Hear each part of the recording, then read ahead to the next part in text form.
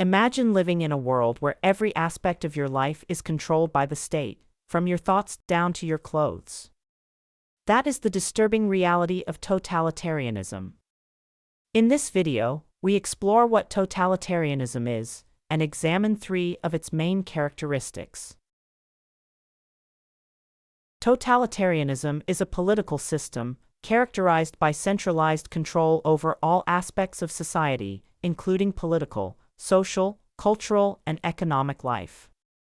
Often viewed as the opposite of democracy, it is a form of authoritarianism in which the state or an autocrat, such as a dictator, has total control over all aspects of public and private life.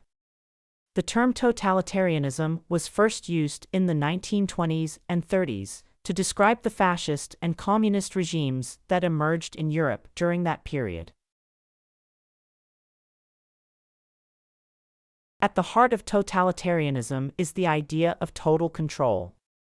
The totalitarian government, also known as the state, is seen as the only legitimate source of power, and all other institutions and individuals must submit to its authority. Totalitarian regimes often use propaganda, censorship, and violence to maintain control over its citizens and to suppress opposition. Thus, in a totalitarian state, individual freedoms, ownership of personal property, information, and gatherings that may cause a revolt are either restricted or not allowed. Another characteristic of totalitarianism is the cult of personality surrounding the leader. Totalitarian leaders are often depicted as heroic figures who embody the will of the people and are able to solve all of society's problems. They are portrayed as infallible and often granted near-divine status. Still, another characteristic of totalitarianism is the use of ideology to justify state power.